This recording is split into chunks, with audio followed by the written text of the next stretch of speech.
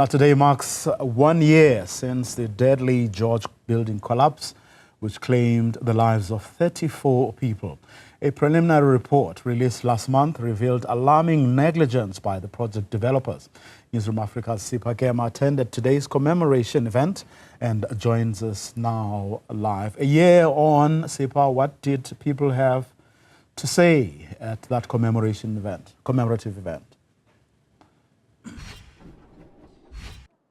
Well, I can tell you, Vuyo, that the wounds are still open for these families that lost their loved ones on this day a year ago. But also, the 28 survivors have been left with scars, Vuyo. And those are not just the physical scars, as we've seen some of the survivors having their arms and their legs amputated, but more of in the pocket and not being able to provide for their families, where you have a person who was a breadwinner like Valdo, but now his wife and children are still his responsibility, but he cannot work after his leg was amputated.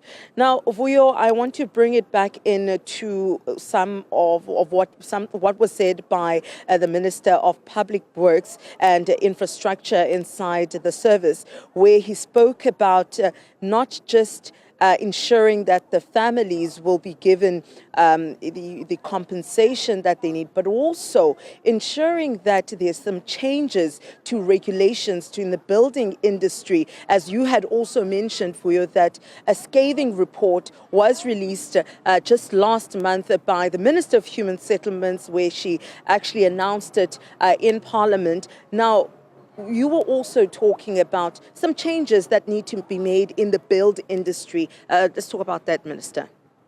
Well, again, hugely tragic to be here on this anniversary, where a tragedy that should never have happened took place and took the lives of 34 people and left 28 people severely injured and traumatized, maybe for the rest of their life. And so we owe it to them to make sure that every building in this country is safe, and that where those gaps exist between the various spheres of government and the entities within government are closed. And so I think that one of the issues that we have to deal with is how the built environment exists across a number of portfolios. And that's where these things slip through. So we are currently waiting for our report to be finalized from the Engineering Council of South Africa, which I have no doubt will hold those individuals, those engineers accountable through their professional body, but also through the Council for the Built Environment make recommendations on what changes should be enacted to make sure that we pull the building environment together, that there is a common focus, and that between national, provincial and local government, that we're all on the same page of how building regulations should be enforced and adhered to.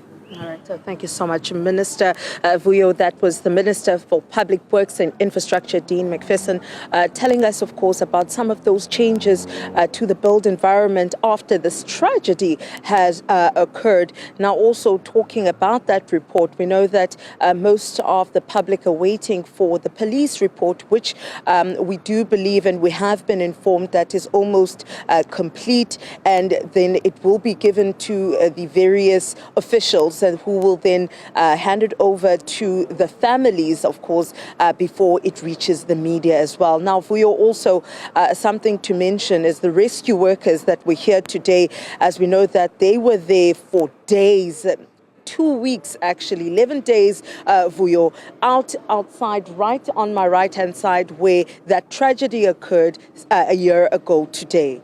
They were talking, when we were speaking to Mr. Johan Brandu, who is the commander of the firefighters here in the Garden Route as well as the George municipality.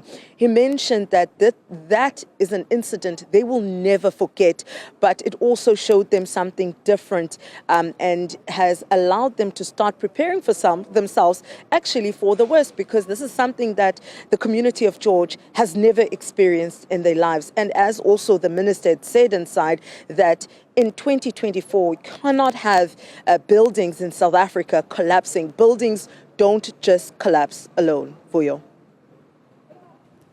Sipha Kema with that update. We will, in a moment, speak to a lecturer in the Department of Civil Engineering at the University of Cape Town to pick up on some of those issues that Sipha was raising together, of course, with the minister there.